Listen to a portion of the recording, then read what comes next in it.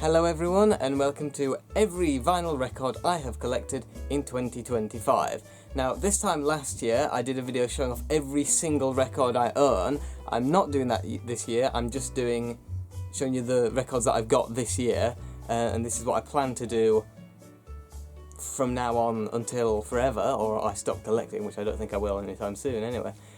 Now, of course, last year I showed you several years worth of videos because I'd never done one before, but this year it's obviously just going to be the ones I've collected this year. But it's going to be about the same amount of records because my record is more than doubled this year, so I can't exactly remember how many more I've got, but it was 31 last time, so it's more than 31 this time, I know that. Also, I have actually, put a little sticker on the back of them telling me, not on the record before you freak out, on the sleeve, telling me exactly what issue it is, assuming I could figure that much out. Is it out of focus again? No, I think it's fine. So basically I can tell you what specific edition I have. So, and these are in chronological order, and I want to show you how I've got them organised. So I've recorded a little clip a few minutes ago just showing the boxes, so we'll roll that clip now. So basically what we've got here is 4 boxes, and I order my records in chronological order from the date that the album was originally released, and the 4 boxes are basically the 60s, the first half of the 70s, so 1970 to 1974, 1975 to 1979, and then the 80s. I don't have any records from before the 60s so far, and I don't have any from after the 80s so far. I don't know if I'll ever get any, I don't really intend to. But yeah, as you can see, so far the 70s is of course dominating, because that's where the majority of the best music came from, in my opinion. And yeah, so now let's get on to talking about the actual records. So as I said there, all my records are organised in chronological order, and I'm going to be showing you the new ones in chronological order as well, starting with the Beatles. Get it? With the Beatles, you understand. Now, this is now the oldest album I own, 1963. This is not a first edition, but it is a 1963 edition, as you know, UK, but it's a reissue from at some later point in 1963. I couldn't exactly find out where. I'm not great with Bandcamp. I did that in the last time as well. I meant Discogs. I keep saying Bandcamp when I mean Discogs. I'm not that great with Discogs. I can find out roughly what version I have, but some of these I couldn't figure out what version I have, and so, you know, I haven't, I can't tell you because I don't know. But this is a 1963 copy, but not a first edition.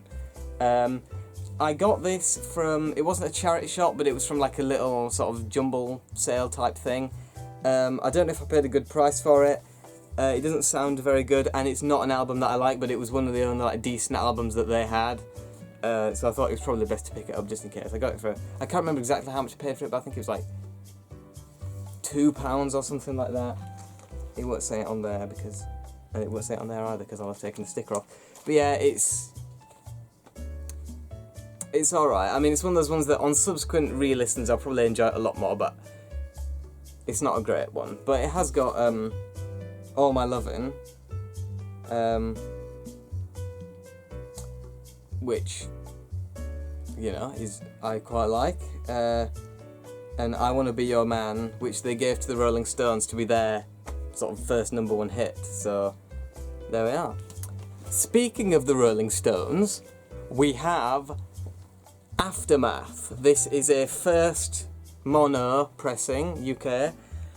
I really like this album. I mean, it's not my favourite Rolling Stones album by any means, but it's the first of theirs. As far as I can remember, it was their first made up of entirely original songs. All their previous albums had covers. I've heard their first album, their debut album, I didn't like it very much, and I haven't heard any of the ones in between that and this. But this is the first album of theirs that I've heard that I really like. And it's just, I mean, it's really long, it's like 50 minutes long. And again, it doesn't sound great, but I think that's just, obviously, these are all records, these were popular, so they were played to death, and they're mono, So me playing them on my stereo record player probably does things to them that, you know, they're not supposed to sound like that. So it doesn't sound great, but the songs on this are fantastic. I love Under My Thumb is one of my favourites. Out of Time is one of my favourites. Going Home is really, it's 11 minutes. That's really like Mother's Little Helper. Flight 505. Yeah, so these are some pretty good songs. But yeah, that's 1966. And a very, very fine addition to my collection. Next up is Led Zeppelin 1. Now, this is obviously not a first edition, and it's not even an English edition. This is a German reissue. I couldn't find out exactly what year it's from, but just, if I had to guess just by the look and feel of it, best compared to other records that I have, I'm guessing it's probably from the 70s or 80s. I mean, I don't know, but I do know that it's a German pressing. I mean, as you can see there on the... I didn't show the back of those records, did I? Well, that's the back of that.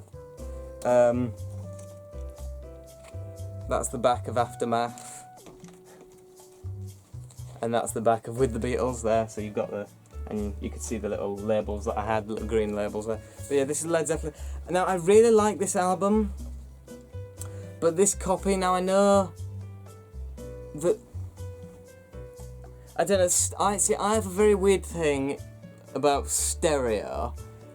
When there's different things going on in each ear, it really bothers me. And I mean, in some cases it's okay, but this was nearly unlistenable.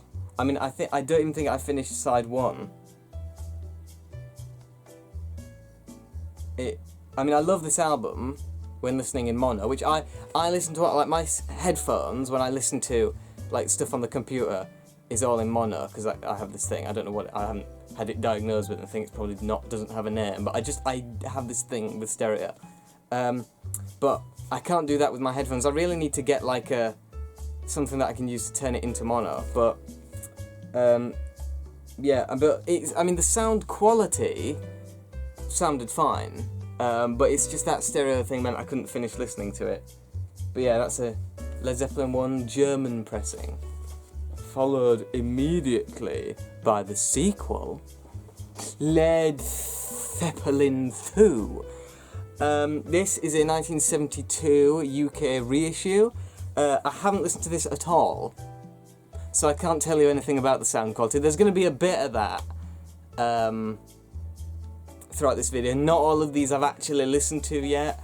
I've had plenty of time to do so, but the thing is, there's a lot of things that I like doing, and so, you know, I can't devote all of my time to all of them, so I haven't actually listened to all these records yet. Now, this is... The thing about the cover of this album, I like this. I really like this, where it's like the background is nearly black. But I know it's meant to be brown, but I've seen pictures of it and I think it looks awful.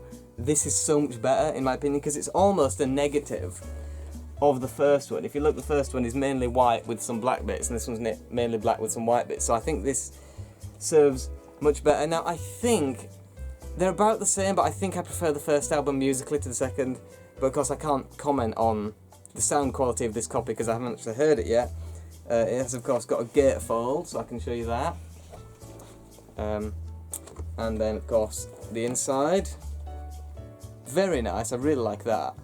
I mean, I love when they have gatefolds. I mean, all the extra artwork is all better, you know. So that's that. I haven't been showing you any of the sleeves either because I just am a forgetful little fella, but luckily I don't think any of these albums so far have had any like interesting inner artwork. I mean, I'm gonna check in a second anyway just to show you. But yeah, that is a 1972 UK reissue of Led Zeppelin 2. Next is Frank Zappa's Hot Rats. This is a 1970 UK reissue. It says on the back of the sleeve that it had when I bought it, it says second pressing. I don't know if it is the second pressing, but it's certainly a reissue. I love the cover. This is one of my favourite covers. Now, Frank Zappa is one of those people who, like, he has some of the best and some of the worst music that I've ever had. This is obviously on the higher end. It's not my favourite of his albums. I do have my favourite of his albums, and it's going to be coming up fairly soon. But this is maybe my second favourite, I'm not sure, but I do really, really like this. The rear cover is also really great as well, but the first one is I just think better being more of a close-up. Again, as usual, insane gatefold. So, you know, have a look. All different Frank Zappas there. Captain Beefheart there, who does vocals on the only track on the album that actually has vocals. And let me check the sleeve, because Frank Zappa seems the artist to have nothing special going on there. I know there's a lot of people who they take the record out and they keep it in like a separate sleeve and they replace the original paper inner sleeves, but I want my experience to be as close to the original experience as possible, so I don't like having it all separate and having it all in nice fancy inner sleeves. If it comes in a paper sleeve, it's staying in the paper sleeve. I use outer sleeves just so, because most of these covers are all very worn and battered anyway, being very old, so I don't want them getting worse, so I use outer sleeves, and also it means I can attach stickers to identify what copy it is, because also I don't want to put stickers on the actual cover itself. But as far as the inner sleeves and replacing paper sleeves with plastic sleeves, I don't do any of that, because I don't care. This, as far as sound quality is concerned, because I have actually listened to this, from what I recall, it sounds pretty good. I certainly don't think I've got it on any kind of list to update it at any point. So yeah, there we are, Frank Zappa, Hot Rats, a very, very good album. Next up, and the final record of the 1960s, for this video at least, it is the Rolling Stones' Let It Bleed. This is my favourite Rolling Stones album of the 60s, not my favourite of all time, nowhere near, but it's my favourite album of the 60s of theirs. Really like the cover, just like kind of sculpture type thing, and the back is of course the same sculpture, all battered and bruised. Any special inner sleeves going on here? No, just the regular Decca sort of stereo indicator sort of thing. Oh yeah, this one I recall was actually pretty difficult to get back into its sleeve. There we are. Again, I don't think I've actually listened to this one yet, but it, and someone actually, the previous, well not the previous owner, because the previous owner was obviously a record dealer, so I doubt he'd do it, but got a bit of fluff on the camera. Someone who previously owned this has like put little ticks next to 3 songs, which is pretty strange. I don't know why you would do that, but they did. But yeah, this has what is one of my favourite Rolling Stones songs. I think for a time it was my absolute favourite. I don't know if it is anymore, but it's definitely like top 3 favourite songs. Midnight Rambler. The live 1971 version, from like, I think it's like the Marquee Club or something like that. That is the best version, but the version on the album is also pretty good. But yeah, that is that, and that is, as for this video, the final album of mine of the 1960s.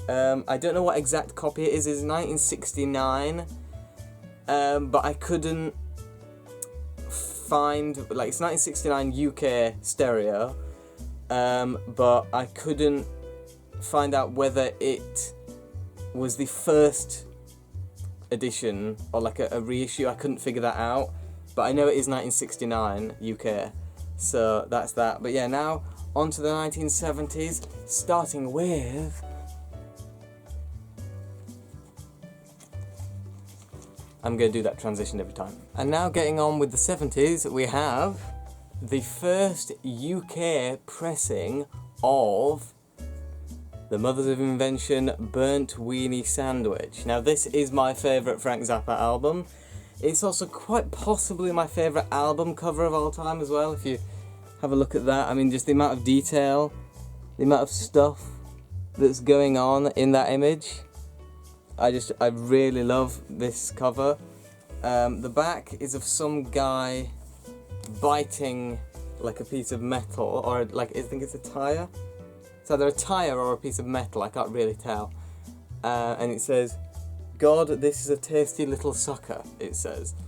So that's interesting. But yeah, I just really love this cover, really love this album, my favourite by Frank Zappa, and I've heard everything from Freak Out in 1966 all the way up to the Live at Fillmore East album from 1971. So those are all the Frank Zappa albums I've heard. This is my favourite so far.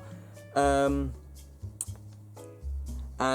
yeah, as with the previous Frank Zappa album, as with Hot Rats, the inner sleeve is just bizarre sort of collage. I think that's Tom Waits. I don't think he's on the album. Maybe it just looks like Tom Waits, I'm not sure, but as you can see there's lots of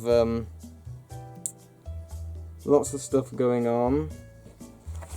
The record sleeve is again just a white paper one, nothing special going on there, but yeah, that's my favourite Frank Zappa album. Again, I have listened to this, and it sounds, again, as far as I can remember, it sounds pretty good. So, next album is...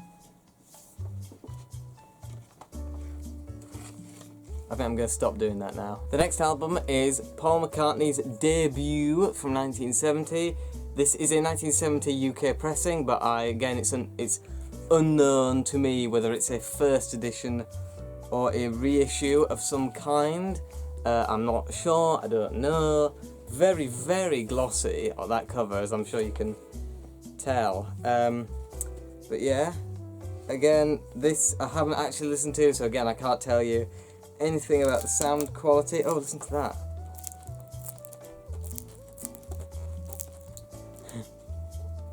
Lots of sort of, again, the kind of collage of images from Paul's life. There's lots of him, lots of Linda, lots of Heather, lots of, I think, Mary is the name of the baby. But as you can see,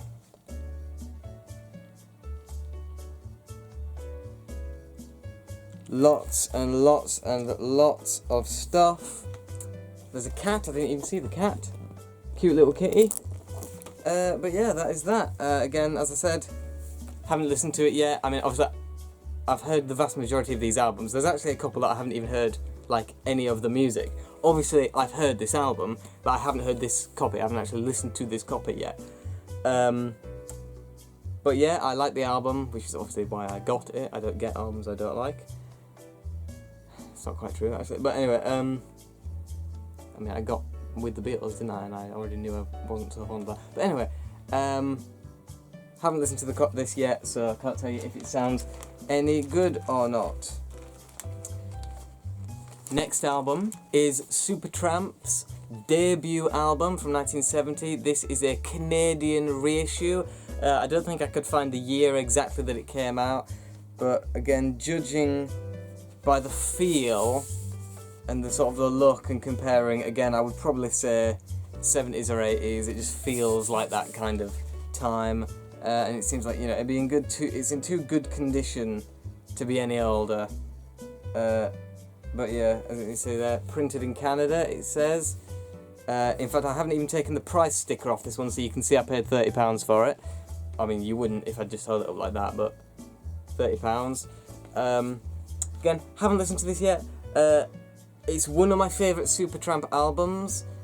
It's this or Crime of the Century. They're kind of balanced to me. They're so different. I mean, this doesn't sound anything like the Supertramp that they went on to be, but some of the tracks on this, like Surely, both the original and the reprise, but the reprise is probably better. Try Again, Nothing to Show, I'm Not Like Other Birds of Prey. It's just a really, really good album. But yeah, And I love the cover as well. The cover is probably one of the best album covers ever. I would hesitate to say, but I do think it. And of course the rear, got the lyrics of the song Surely, got pictures of the band members and their names if you want to have a goggle of them, see what else they've done. That's a great way of finding new music actually, is find bands you like and then look at the members and see what other bands they've been in. It's a great way of finding new music. I found no other bands that way, but it's probably a good way of doing it. So this next album is something a little bit different, and where is it? I can't say it. That's right, it's Monty Python's Flying Circus. This is 1970 first edition. I don't know if it was ever reissued. Again, forgotten to take the price sticker off it, £10. Got this from the underneath, you have the nice records on top with all the high prices, hundreds of pounds, and then underneath you just have the boxes of records that are for £10, and often you'll find the best albums under there. So I looked and I saw this and I thought, £10 for the record of my favourite comedians, so of course I had to get it. It's in mono, which obviously not really a musical thing. What we've got on here, because I haven't listened to this, can't tell you anything about the sound quality, can't tell you if the performances in this are any different to those on the show. I suspect they are. I suspect they're probably not as good as the performances in the show. That tends to be the way things go with these. But you got Flying Sheep, Nudge Nudge, The Mouse Problem, Buying a Bed, Children's Stories, The Pet Shop. Would The Pet Shop be the Dead Parrot sketch? I feel like they would have just called it the Dead Parrot sketch if it was. The North Minehead by-election, that's one of my favourites, one with Mr. Helter. Self-defence, presumably against fresh fruit, one would think. It also says the worst of Monty Python there, on a little thing. But yeah, like I said, I haven't actually read it yet. There's a couple of interesting things on the cover. They credit Carol Cleveland, which I like, because she is one of the Pythons, most certainly. But strangely enough, they've misspelt Graham Chapman's name. They've spelt Graham with an E, which it doesn't have. There's no E in Graham, but they've spelled it with an E, which is interesting. Maybe the E spelled for e-homosexual. Maybe they were trying to hint at it like that. I'm not sure. But that's that. There's the back. Not a particularly creative back cover. And again, nothing interesting going on with the sleeve. We're probably going to start getting that kind of thing fairly soon, though. But yeah, that is Monty Python's Flying Circus. Next album is Gilbert O'Sullivan himself. This is another copy where I couldn't find where it's from. I'm not even sure what country it's from, and certainly not what year. It could be a first UK, it could be a Italian reissue, it could be a German bootleg, I don't know what it is. Except that it's a great album. Again, haven't actually listened to this copy, but I know it's a great album. There's your front cover, there's your rear, there's your gatefold with a big old bust. What songs have we got on here? One of the best ones in here. Nothing Rhymed, that's a famous one. Independent Air, Too Much Attention, Thunder and Lightning, Doing the Best I Can. This is the only Gilbert O'Sullivan album that I've actually heard in full. Obviously he's one of those people who you hear a load of individual songs of his, most of which are actually not on any of his albums, as singles. He's another one of these artists who keeps the singles and the albums separate, which is, I mean, I suppose you get more songs, but it's also kind of annoying in another way. But yeah, he's driving a bus filled with a bunch of, I presume those are celebrities. I saw Charlie Chaplin, but I don't know any of the others. I think that's Charlie Chaplin. Could be Hitler, but I think it's Charlie Chaplin. Or is it Hitler? I mean, it could be Hitler or Charlie, I'm not sure. But yeah, the sausage sausage. The sausage, egg and chips was supplied by Gordon Jones, according to the liner notes. But yeah, and this is the first one, the first album of the video. It's also broken as well. Got a bit of glue. This is the first album that's had anything printed on the sleeve. It is just the lyrics, so it's nothing too special, but still. This is where we start getting stuff printed on the inner sleeve. Which is obviously a pretty cool thing. The next album is the first UK pressing of John Lennon and Yoko Ono's Sometime in New York City. Now, of course, Yoko is one of these people who is hated by most people. I think she's great. I think her songs on here are as good as John's. I mean, of course, probably the most controversial bit about this is that track there. But despite what some people might say, I think it is a great song. I don't care that it has that word in it. I think he had the right to use it. If you look up his interview on the Dick Cavett show, that's not how it's pronounced, but whatever, he makes a pretty good case for it. I don't think people should just go around singing it out loud all the time, but you know, I think there are occasions where it's acceptable, and I think this was one of them. Loads of other great songs on this. We're All Water, one of Yoko's. The Luck of the Irish, Attica State, New York City, Sunday Bloody Sunday, John Sinclair. Loads of great songs on this album. And, of course, well, that's the rear. I didn't even show you the rear, did I? Front cover, back cover.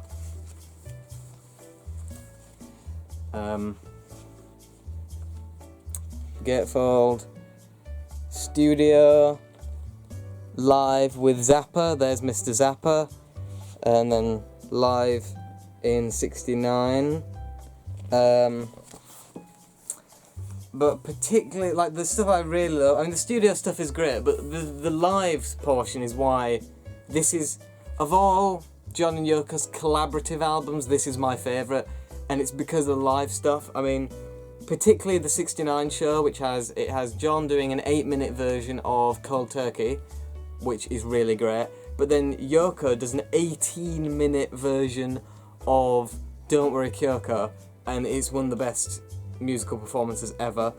Definitely not for everyone. Most people would hate it. Apparently it went for 40 minutes and they had to cut it down for the record, and apparently half the audience walked out during it, but I would have been in the half that stayed. I really hope at some point we get the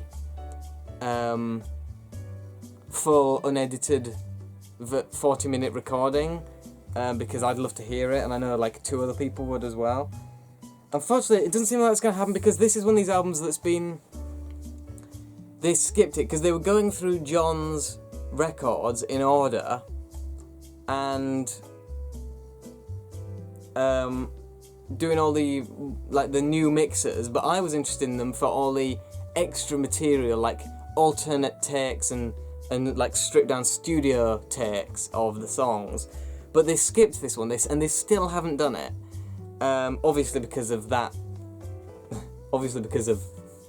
word being in it, which they don't like. But I really do think it's a shame, and they cut the song out when they haven't done the deluxe edition of this, or the ultimate mix of this album. And I don't care about those mixes. I don't actually like those mixes. I heard like the first 2 tracks of Mind Games, and I really don't like the new mixes, so I'm not into it for that, but I am into it for all the extra material, the alternate takes and stuff like that, and the live stuff. And I was really looking forward to them doing this album, but they still haven't done it.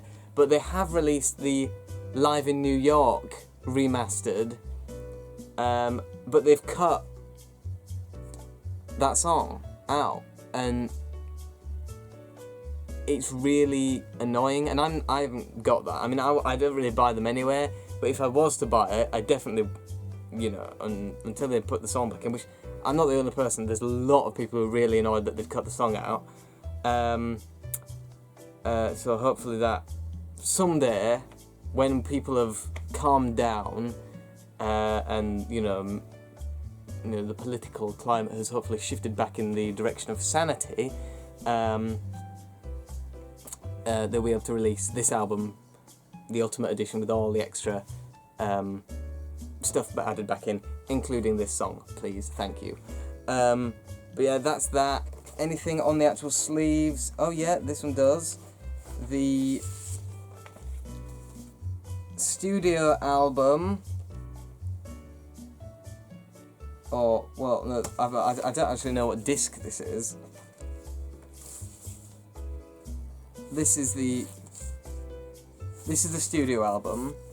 One side of the sleeve is just black, but the other side has the track listing and the bloody credits on it.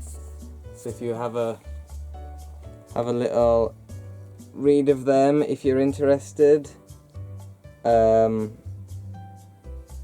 a look at that.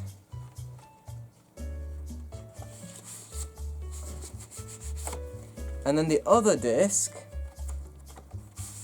has some pretty interesting stuff going on. Now this is the album cover. I mentioned earlier that Frank Zappa live at Fillmore East album.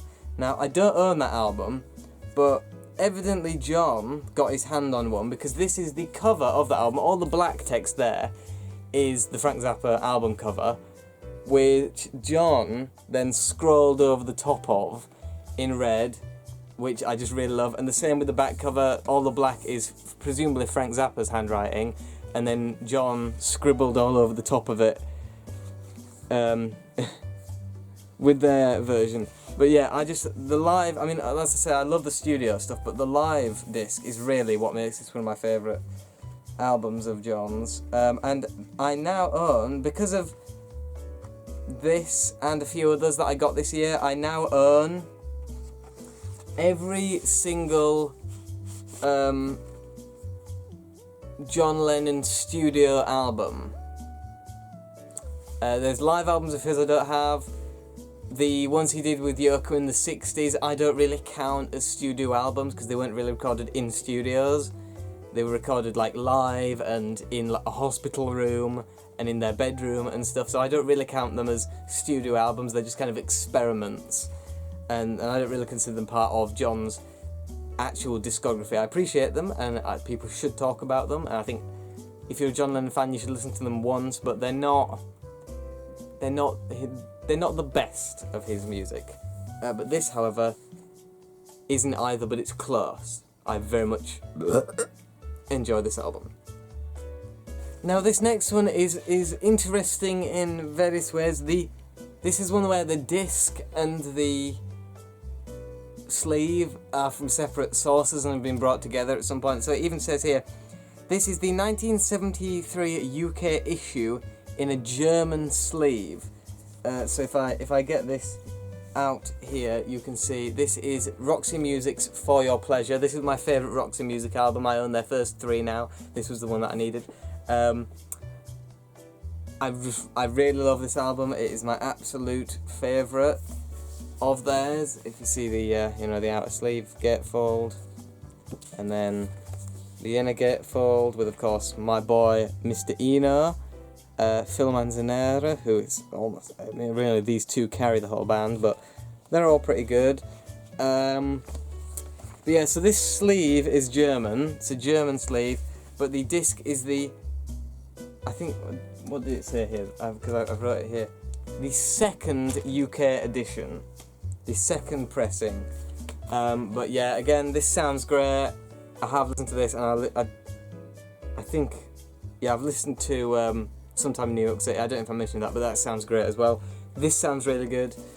Another one of my favourite album covers of all time. I just love the fact that it's pretty much black and white, except for her face, which, an interesting fun fact about this lady, she was born a man, which is, a thing that happens, but the interesting thing is the operation to turn him into her was paid for, supposedly, I don't know if it's been confirmed, but it was supposedly paid for by Salvador Dali, because they were friends.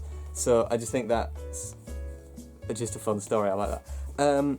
But yeah, we got this fella on the back driving the limousine. But yeah, that is Roxy Music's For Your Pleasure.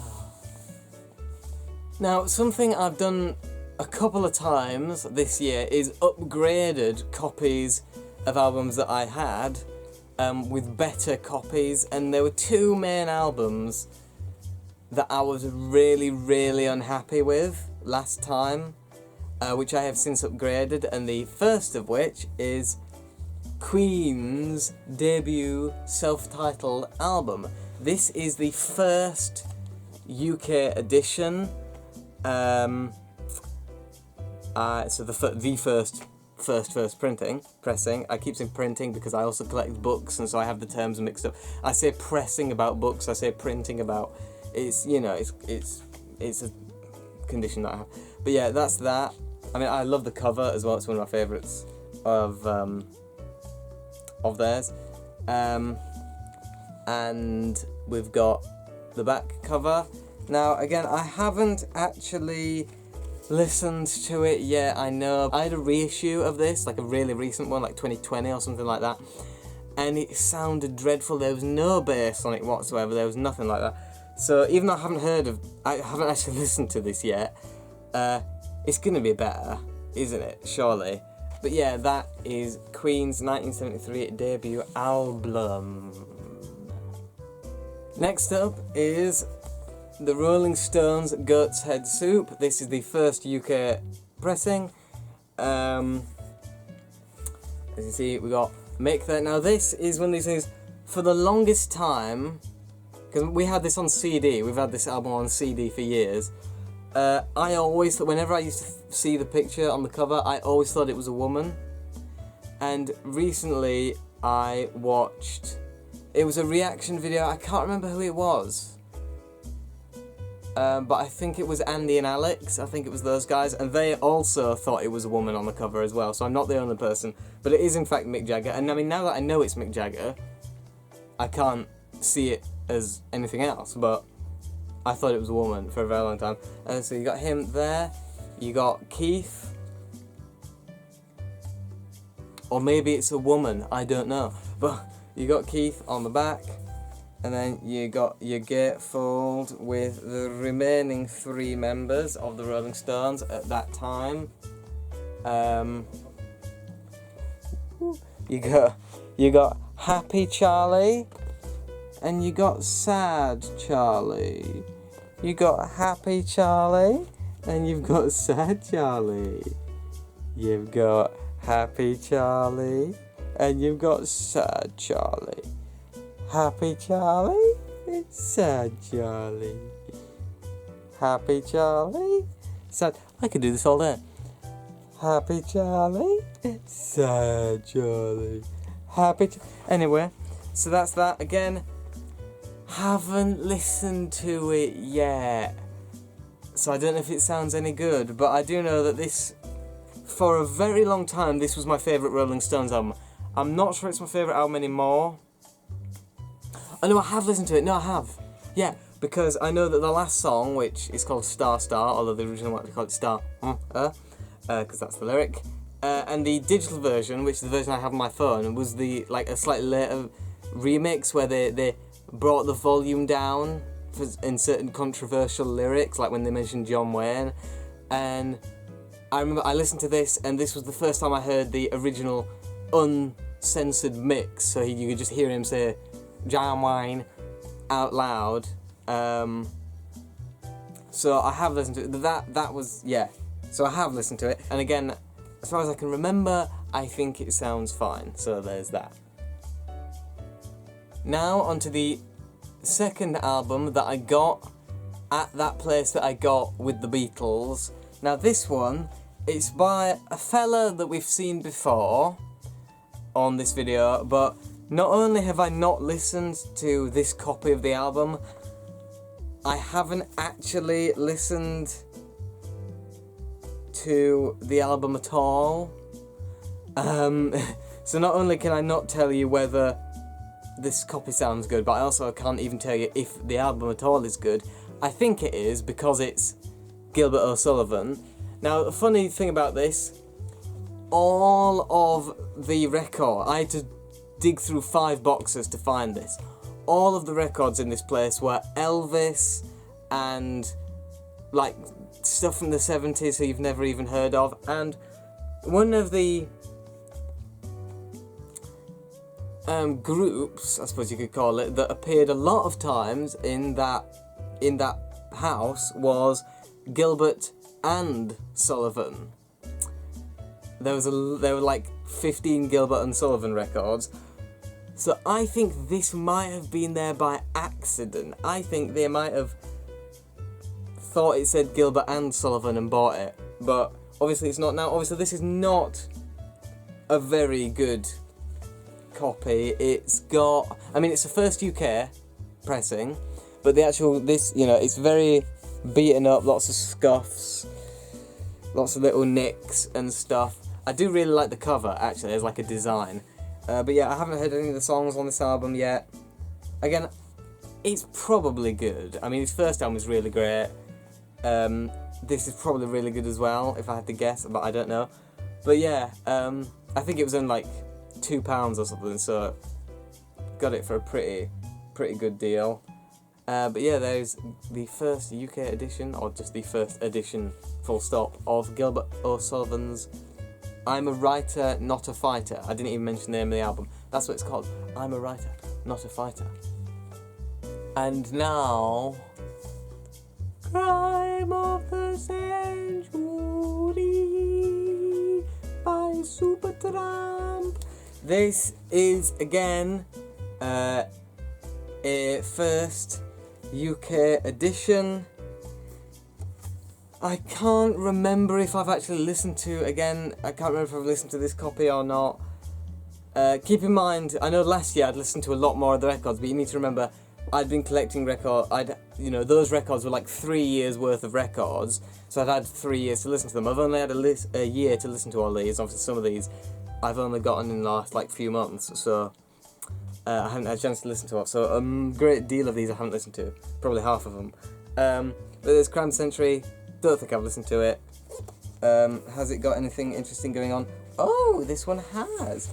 I think, yeah, the actual sleeve itself is just a regular white sleeve, but it's got this little insert card which has the lyrics on one side, and then like the hats and coats that these guys here are wearing or holding to cover themselves and make themselves decent, just sort of floating in space. That's very interesting.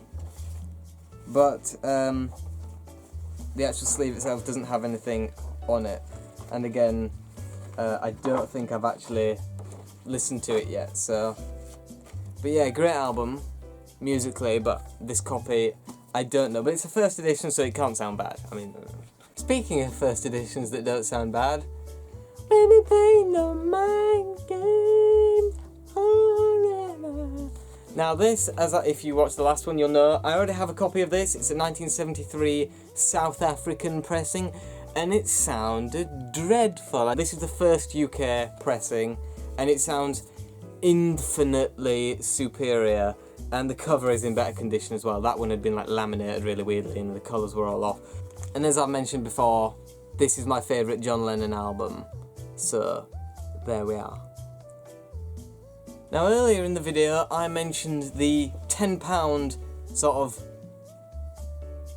boxes that are underneath at this record shop that I go to, where you got the nice records up top and then the grubby cheap ones that no one's heard of underneath. Now this is grubby, it's not, and it was cheap, it was only £10, obviously it was in the £10 box. Now I took a gamble on this. There were 2 copies of this. One had a barcode on it, so I knew it wasn't the original because the barcodes didn't exist when this album came out. But this one it's in very, very rough shape. But it is a first edition, a first US edition, the first edition of this album. It is, as of me recording this and doing this video, the only Bob Dylan album I own. Planet Waves, 1974. Now, as you can see, this album is supposed to be white, the cover. You can obviously, it's not white, it's very grubby. The corner has been like cut off, and you can see stains and all sorts of stuff on it, but this is my favourite Bob Dylan album. I really love it. no one ever talks about this as like amongst his best. It's just considered like, at best it's considered okay. I don't think anyone considers this their favourite Bob Dylan album, but it's my favourite. He painted the cover himself. It's just really good. The back cover, like that John Lennon one, is all sort of hand scribbled stuff. I've tried reading this.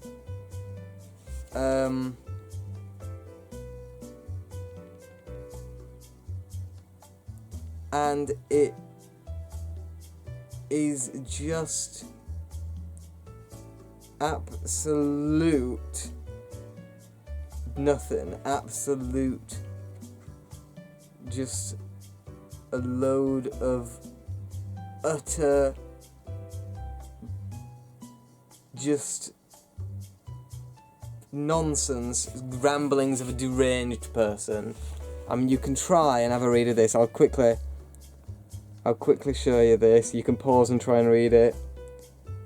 It is just the ramblings of a madman, but it's my favourite Bob Dylan album. I really love it. So that's it for the first half of the video. That's it for me recording today. I'm going to come back to you tomorrow, and we'll do the second half of the 1970s and the 80s, and that'll be the end of my 2025 vinyl record upload. So I'll be back right now. Oh, and I didn't mention, this cover has got like a weird sort of eggshell type texture. I mean, I don't know if I can show you this at all on camera. Oh yeah, if you see that, you can see it's very sort of, very interesting texture. So, but yeah, anyway, on with the tomorrow. Hello, it is now the following day, and we're going to now do the second half of the 70s and the 80s. Haven't quite finished with Planet Waves yet, actually, because I realised I forgot to show. Now, the actual inner sleeve is just blank, nothing interesting going on there. But it does have a little insert, which I think you lot might be interested in having a look at, which is this gold sort of foil, or it's not foil, being like gold metallic paper with like the credits and stuff again done in what is presumably Bob Dylan's handwriting. So you can see all of that, and then also an album that I forgot to include in the last video, although it's still 1974, which is Queen's Sheer Heart Attack. Now, I don't know what edition this is. Again, as usual, based on the feel and the kind of thing, I think it is probably still from the 70s, but I couldn't tell you, you know, what year it's from. I think it's a British pressing, but I couldn't be bothered to check. But yeah, this is my favourite Queen album. Keeping in mind, I've only heard the first three in full. So Queen 2 and this, but out of those three, this is my favourite. You got classics like Killer Queen, Flick of the Wrist, Now I'm Here, and then some stuff on side 2 as well. But yeah, that is that again. Haven't listened to it yet, so I can't tell you anything about the sound quality, but definitely my favourite Queen album, and that is all. And the inner sleeve to Sheer Heart Attack is just this. It's just got like the lyrics and stuff printed on it, so not much too special going on there. Next is Rock and Roll by John Lennon. You can't roll an L, unfortunately, unless you're Japanese. This is, of course, his 1975 covers album. This is the first UK edition of it.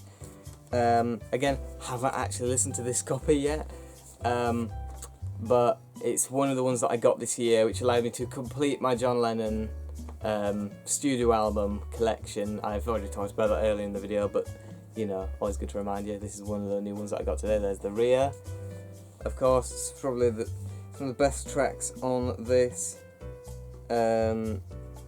I particularly like Boney Maroney, Slippin' and Slidin', Sweet Little 16, and Stand By Me are probably the, the significantly very good tracks on this album. Nothing interesting going on the sleeve, just a, a regular paper one. So that is that.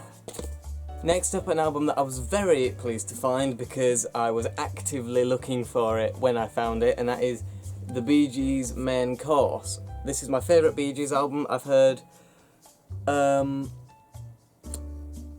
everything from their debut up to 2 years on, and then this and Children of the World and Spirits Having Flown.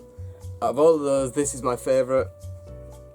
This is another one of these where I couldn't figure out what edition it is. It's a 1975 UK pressing, but I couldn't find out whether it was like a first pressing or a reprint in the same year. Repress is what I mean, of course. More book terminology coming out of me there. But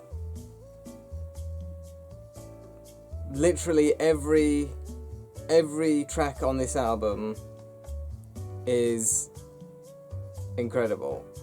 Without exception, every track on this album is incredible. I really love the cover as well. There it is. There's the rear. You can have just look at those songs. The number of classics that appear there, and some not classics, which I really love. One of my favourites being Come On Over is one that you don't really hear talked about.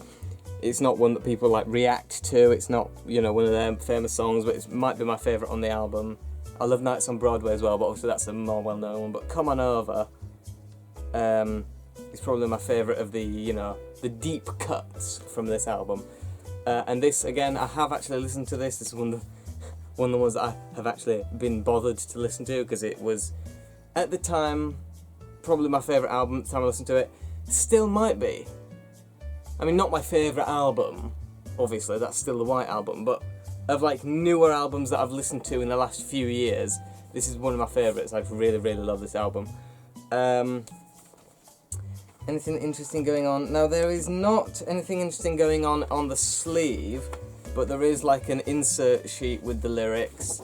This seems to be a fairly regular thing at this time, just having the lyrics on the inner sleeve or on an insert sheet like this, and we've got a picture of the fellas there, Bar, Mo and Rob. So that is thems. Next up we have Chicago 10. This is the first UK pressing, and it's got the sticker on here. Now, it had another sticker in the corner, which, as you can see, I didn't get off very successfully. I probably could have been a bit more careful there. I mean, I tried my best, but it was really very stubborn. But this big sticker here, obviously it's too big for me to try to remove, because it would just leave a load of stuff. I mean, imagine that, but all over there. Not pleasant. But this is, this was one of the stickers that was on it when it was originally released, so I probably wouldn't want to try and remove it anywhere, just because it's part of the history of the album.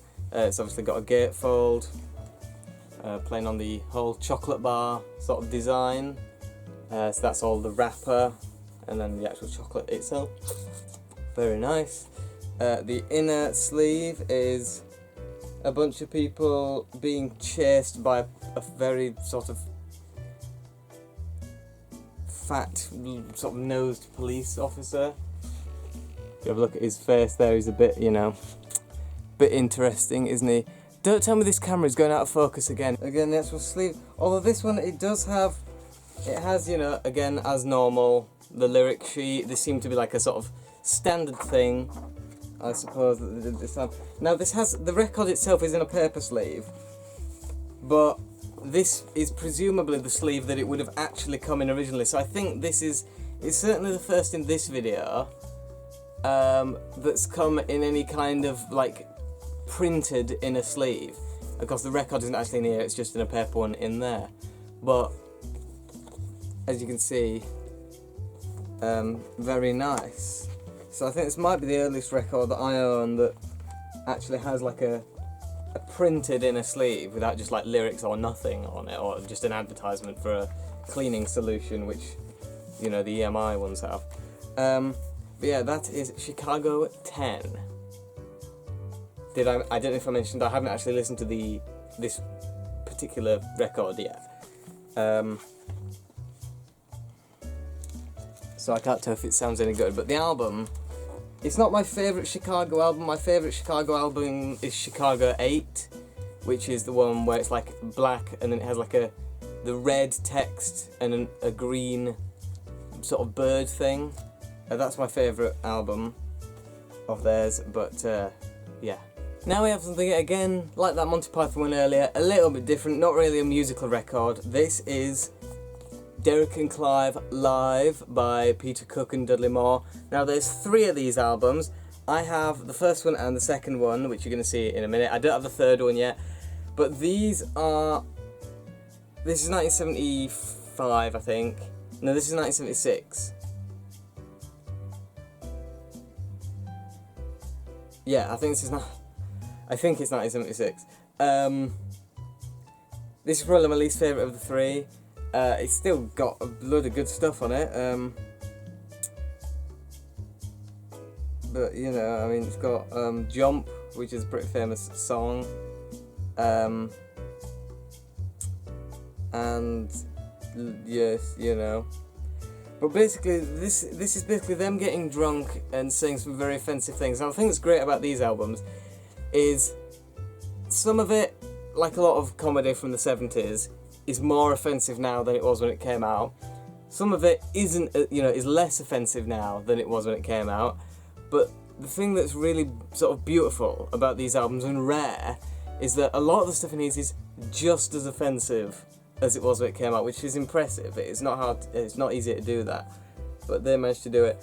I like the cover as well. I mean, obviously it's just very simple, and I also again forgot to take the price sticker off, so again this was in the £10 sort of boxes underneath the main record shelves. But yeah, that is that. Nothing special on the inner sleeve, just that. And next, the sequel, Derek and Clive Come Again.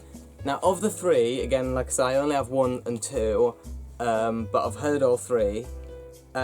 This is the funniest, in my opinion. There's one track on this. See, the way they've called the tracks stuff weird, just like syllables there, which is pretty weird. They've just called the tracks A, B, C, U, N, T, F, U2, C2, K, A, N2, G. So, I don't know what that's all about. But, what the tracks are called, like, online, there's one track called My Mum's Song. That's what it's called. If anyone watching this who doesn't know what I'm talking about, go on YouTube and type in Derek and Clive My Mum Song. It is the funniest, like, 5 minutes of audio, or however long it is. It might be longer, it might be shorter, I can't remember. But it is the funniest recording ever. Literally the funniest thing ever. Very rude. Do not play it around children. As it says, warning, this album contains filthy language and should not be played in the presence of minors. It's spelt minors that way, but it's comedy. But this is just, I love this album. It's so funny. Again, I haven't actually listened to it. It's not going to sound great, is it? It is in stereo, interestingly enough, though. Because you'd think for just an album that is essentially just 2 guys talking, you'd think it'd be in mono, but... So I don't know what they do with the stereo. I really hope it's not one of them there and the other one there. That'd be really weird. I really hope it's not like that. But anyway, this is Derek and Clive Come Again. There they are. Peter Cook and Dudley Moore, 2 of the funniest human beings who have ever evolved on the world. And next up we have Rumours by Fleetwood Mac.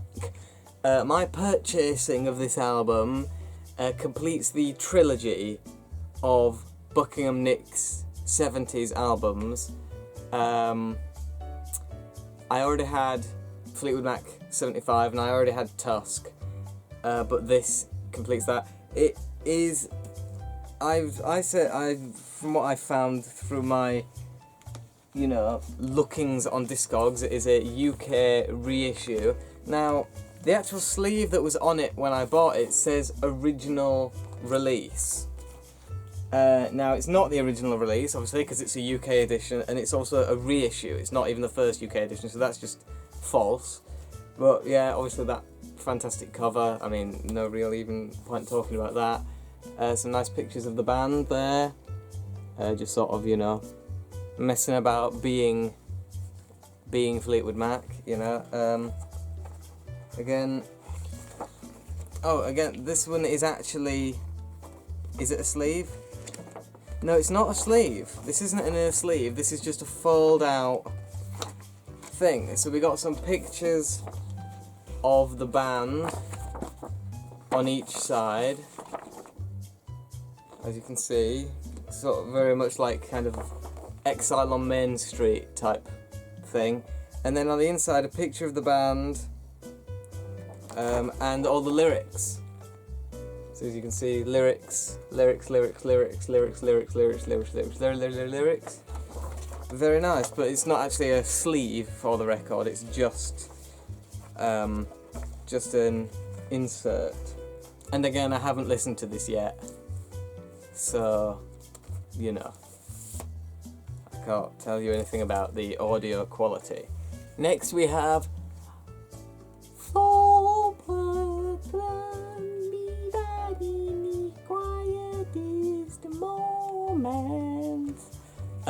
1977. I don't know what release this is. I couldn't find out. Probably a UK pressing if I had to guess. But and the back cover is the front cover, but all smashed up. Very nice. Great album. Loads of good stuff on.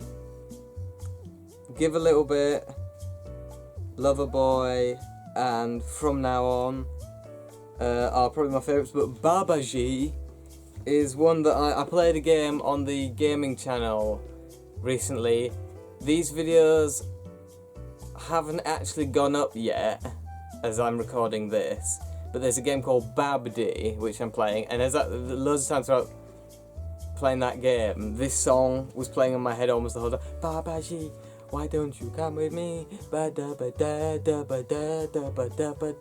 song was playing in my head the whole time playing that game, just because the title sounds fairly similar. This might be the first album to have like a proper, like a printed inner sleeve with like pictures and stuff on it. As you can see, they're members of the band and the lyrics, which is kind of the standard at this time, just to have the lyrics printed on them, which I think is a pretty nice thing. It lets people sort of analyse it. And there's also a thing in here which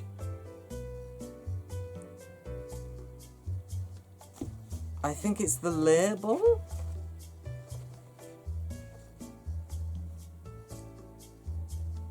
This is very strange. That's the label from the record, but the record has both labels.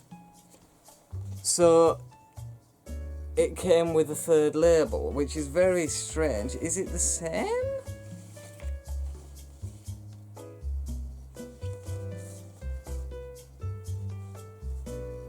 It looks identical to me.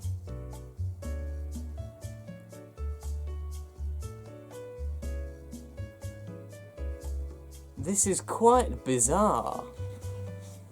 It's come with two labels, so maybe that was just like like an error in the printing, and it acts that the machine printed two labels, or. But that's very, very odd.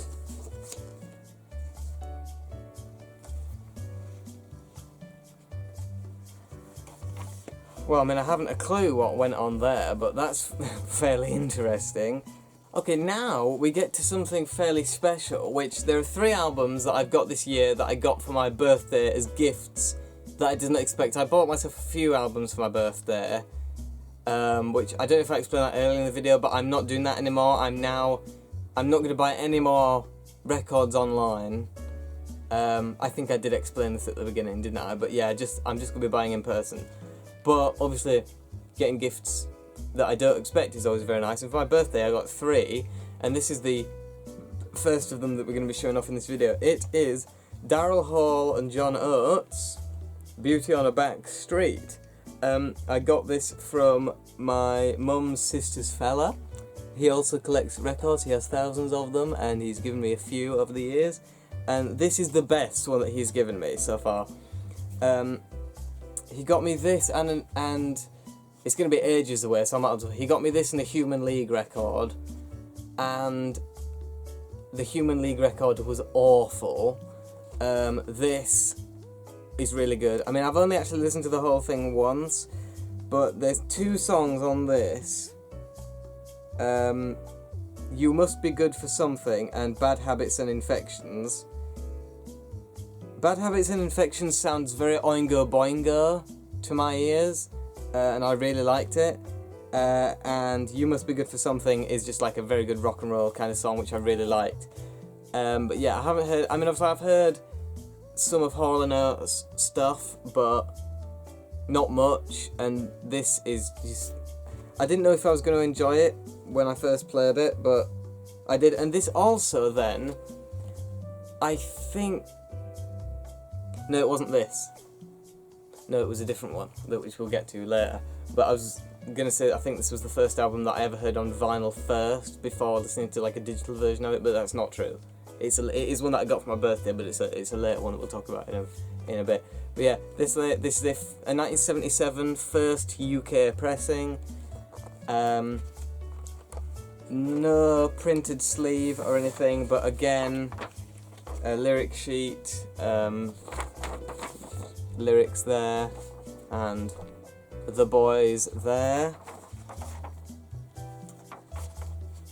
So that's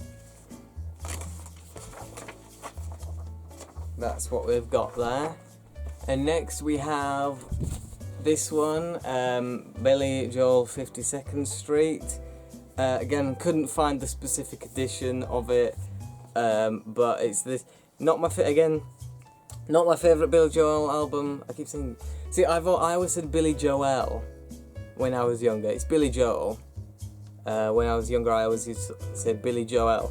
And actually, I thought he was a woman when I was a kid, because I heard Piano Man, and I just thought he sounded like a woman. I had the same thing actually on Rumours with Lindsey Buckingham on Go Your Own Way. Those are the 2 songs, Go Your Own Way and Piano Man, where when I was a kid, I always thought it was a woman singing, for whatever reason. And now I can never hear it that way again, because now I know who they are, and I know that they're men. But when I was a kid, when I found out that Billy, obviously I didn't know it was called Billy Joel, because that would have given it away. Lindsey Buckingham probably would have confused me more. But when I found out that they were men, I was like, what? Sound like a woman. But it's not. But yeah, I prefer The Stranger to this, but I don't own that, which is why I haven't shown it off. Again, not sure what edition it is. I can't remember what country it is from. I can't remember. It's probably a UK pressing again, if I had to guess. But I don't know if it's a first pressing or a reissue or any such thing.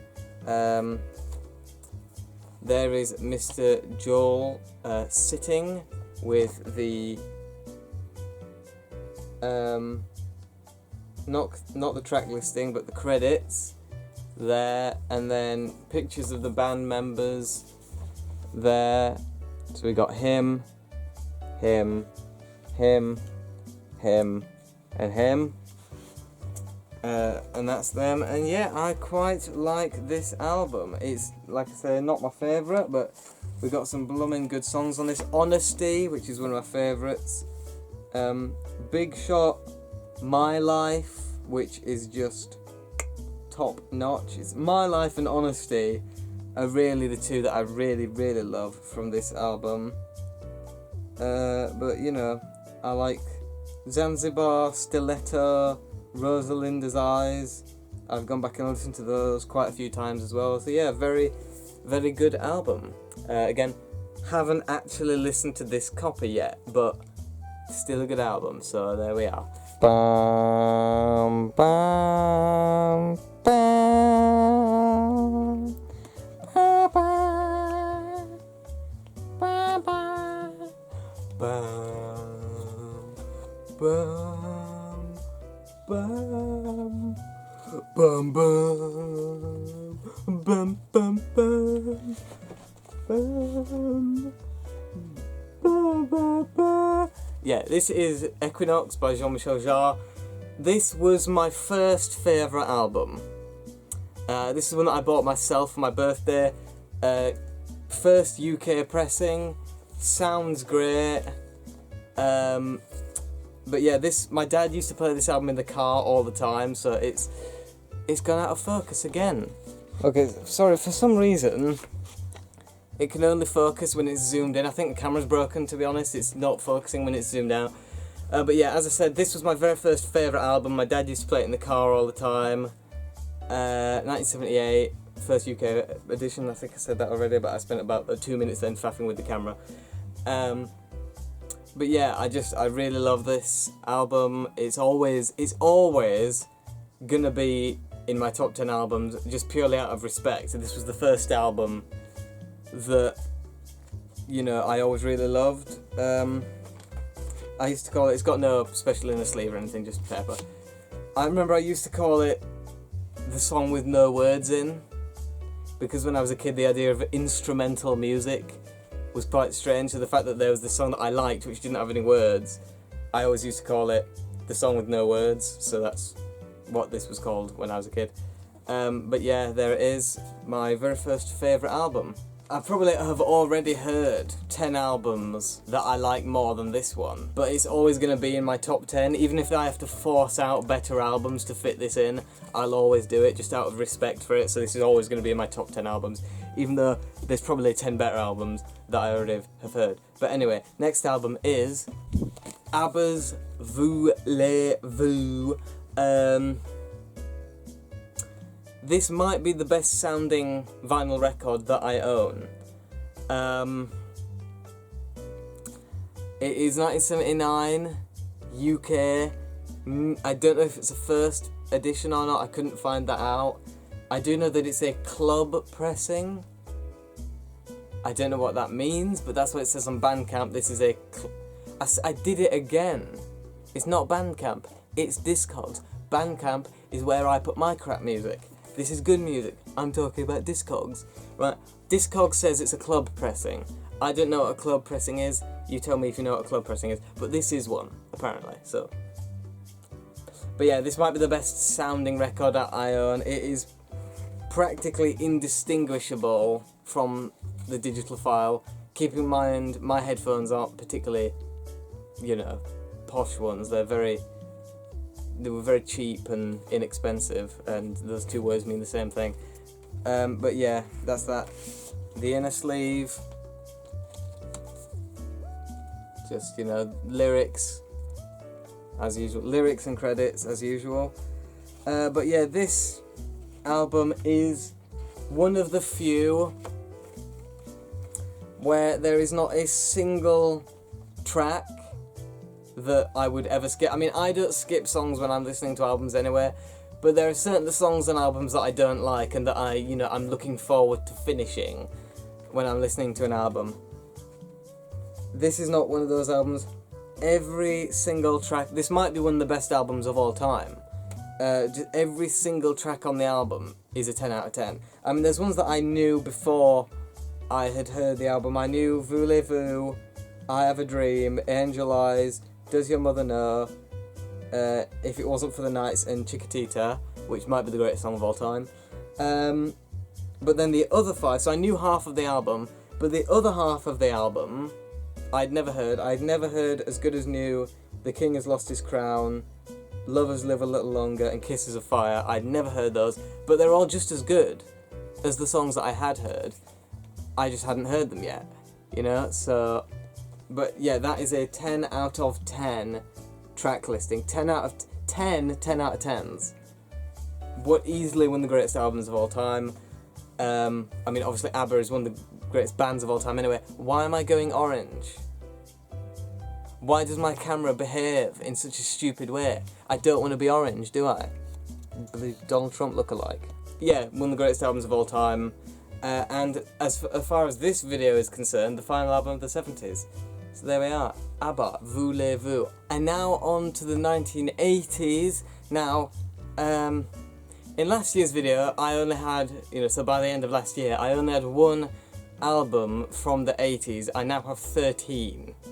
So the one from before, which was Emotional Rescue by the Rolling Stones, and the 12 new ones that I'm going to show you now, starting with McCartney 2 by Paul McCartney. This, for a long while, was my favourite Paul McCartney album. Is it still my favourite? I'm not sure, it's up there. I mean, you've got Coming Up, Temporary Secretary, and One of These Days, which One of These Days is one of my favourite songs of all time. Get it? Anyway, there it is. The colour is still wrong. The white balance is still wrong. The colour of those last few albums will have been wrong then, I'm sorry about that. But anyway, there we are. This is McCartney 2 by Paul McCartney. I particularly like how that's his head in one, and then two of his heads there. I also really like how the noise, I don't know how they did it because it looks like digital noise. If you look there, it looks digital, but obviously it's not, so I don't know how they did that, but because it looks like pixels. So maybe it's just like film grain, but it doesn't look like film grain to me. I don't know what that is. But anyway, there's that cover. And oh yeah, I forgot, it's a gatefold, so a very nice sort of companion piece to Venus and Mars, which was also a gatefold and had an equally expansive inner cover. I think these pictures here kind of ruin it a little bit. I mean, they're all very amusing, but they kind of ruin the overall effect, I think. I think it might have been better if those were like on the record sleeve or something, and they just had the cover be this expansive picture of Paul in a lake or by the ocean or wherever he is there. But it's nevertheless a very nice image. Inner sleeve. Oh, there's lots of stuff inside here. So I'll just start with the actual sleeve itself, which has this picture here of Paul and one of his kids. I presume, is her name Mary? I assume. I don't know though. Paul and... No, because Mary would have been 10 by the time this album came out, if she was a baby in 1970. So I don't know who the kid is, but there we are. And then lyrics on the other side, as normal. But then there's some other little extra bitly bits inside here as well. So let's have a look at these. So we've got that and nothing else. So I guess this is just a poster. Oh wow. Oh, so this is a Wings poster. That's all very nice, isn't it? I mean, very nice. I mean, I don't know why it's a Wings poster. I mean, this was the first album, of course, after the end of Wings, so I suppose that might have something to do with it, but still, it is not a Wings album, so it's a bit strange how that's included.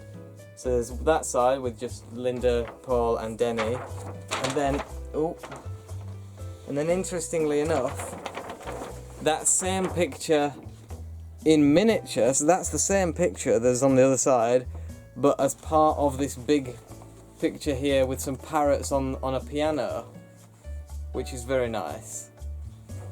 I mean, I do like posters like that. Of course, I never put them up because I don't have room to put any posters up.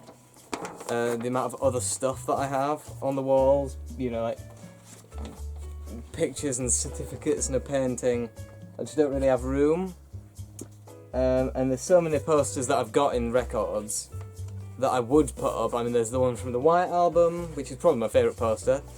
There's the one from Emotional Rescue by the Stones. There's one from John Lennon's Imagine, where he sat at the piano, and there's that one, and there's a few others. So, you know, I don't really have room to put them up, but it's very nice anyway.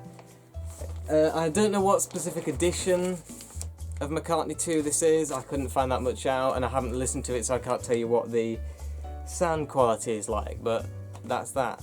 Next is John and Yoko's Double Fantasy, continuing with one of the ones that I got, you know, to finish the collection with. As you can see, there's a big tear across the front cover there, which is a shame, but it was cheap. It was in the £10 basket along with some other stuff. It was in the £16 basket along with other stuff, so yeah, I got this from a different shop. That's the, yeah. But there, again, I'm not sure what edition it is, but as you can see, the cover there, and the inner cover is again just lyrics, so nothing too special going on there. And then once again, haven't actually listened to this copy, so again, I can't tell you what it sounds like, but the album is obviously very good, although I actually prefer Milk and Honey to this, musically, but still, it's very good. Okay, so this next album is something a little bit special. This is a 1980 Dutch pressing of ABBA's Super Trooper. It has a very interesting little sort of thing on the corner there, which is for a competition. And as you can see, the rest of the record isn't in great, I mean, the cover isn't in great condition. It's got lots of like bits of tears and stuff on it, but again, it was very cheap, and it's one that I wanted, so there's that. I don't think this album is quite as good as Voulez-Vous, but it's still a very, very good album. And there's some very, very special stuff inside. So again, the inner sheet is just printed with the lyrics as normal, but, and this is the kind of stuff I really love about collecting records. It's related to the little thing in the corner there.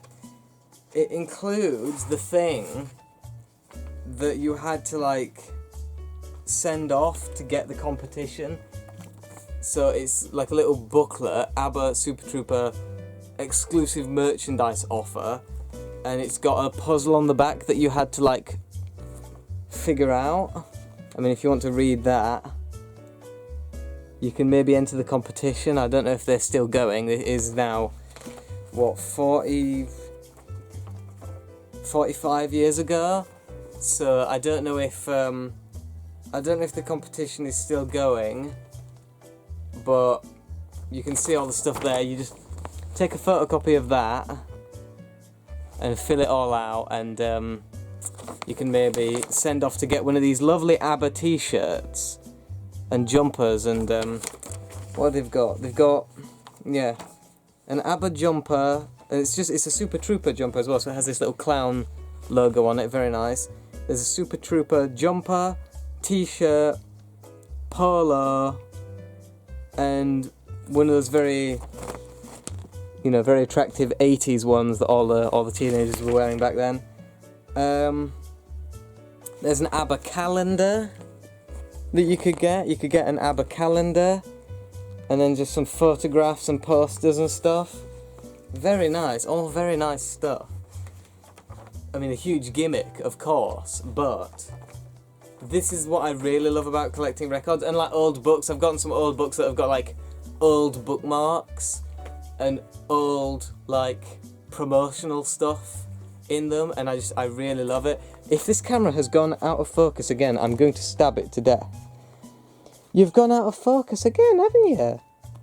What are you doing that for? Thank you. Maybe try and stay in focus this time. But yeah, this is the stuff that I really love collecting records for. I mean, obviously the primary thing is the music, obviously, but it just makes it all that more special when you get extra little stuff like that in it. It's sort of like it's the closest thing we have to a time machine, stuff like this, because this is the kind of thing that in 1980 in Holland, people would have got this. I don't know where else the competition went on, but it was clearly going on in Holland, as that's where this is from. And people would have got this, and they would have filled it out in Dutch and sent it off, and they'd have gotten t-shirts and jumpers and all sorts of stuff, and it's like a little time machine, and I like it. Okay, so we've got something pretty interesting here. I'm going to very slowly bring it into frame and see if you can guess what album this is, because it might surprise you. It is, of course, never mind the original, here's the heebie-jeebies. What, you expected it to be something else? Oh, well, I've got another album here. It's, again, see if you can guess what album it is. Yes, that's right, it is, of course, 439 Golden Greats by the heebie-jeebies.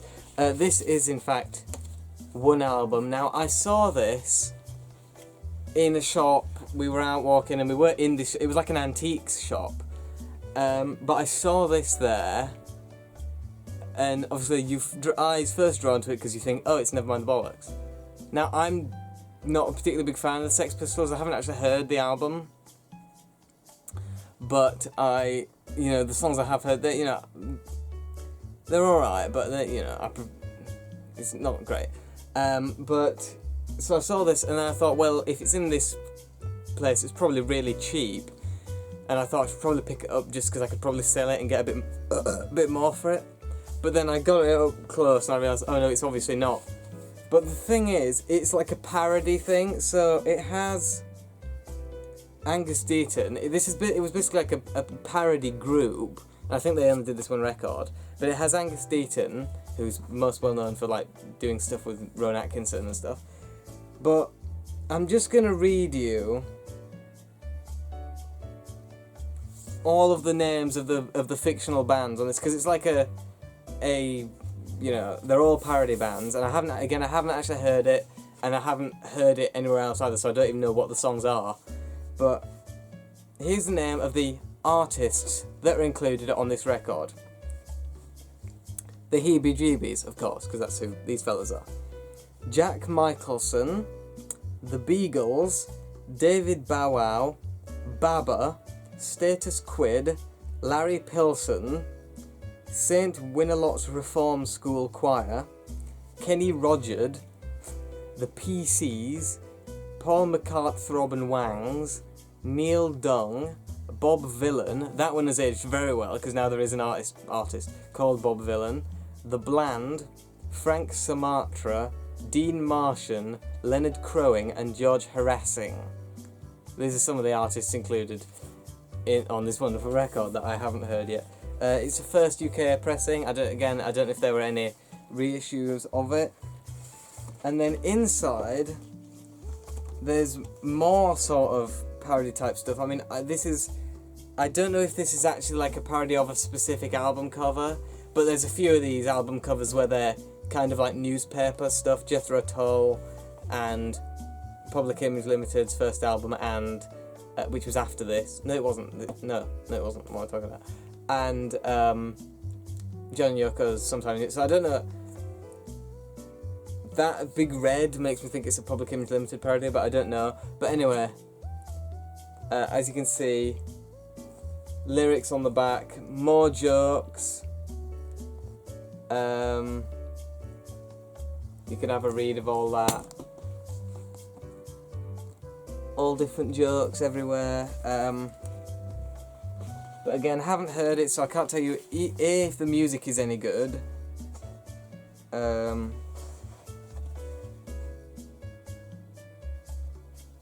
Oh, this is good. So, okay, so like the headline going across the top is made up of like band names and stuff, but it forms a sentence. So it's Queen stones damned corgis 10 years after police beat stray cats with sticks.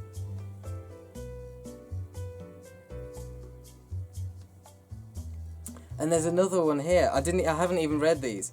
Yes, slayed animals can taste nice and sweet with bread, jam and meatloaf.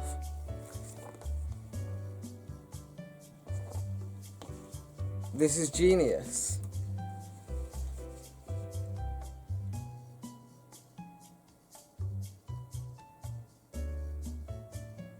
and Gary Cribb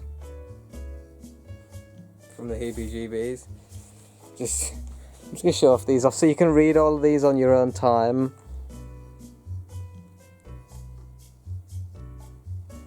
Because there's probably a lot of very funny jokes and stuff in there. But yeah, so this is one that I more just got for the novelty of it, because I just think this is like a really interesting little thing. I haven't actually heard the music. I don't know if it's any good. I don't know if it's funny. But there it is. Never mind the originals. Here's the Heebie-Jeebies, also known as 439 Golden Grapes. Next up is the final of my ABBA trilogy. It is The Visitors from 1981. Again, don't know what copy this is. Don't know where it's from. I mean, I probably did find out, but I haven't checked and I haven't written it down, so I don't know. But it's from somewhere, and it's from a year. I don't know.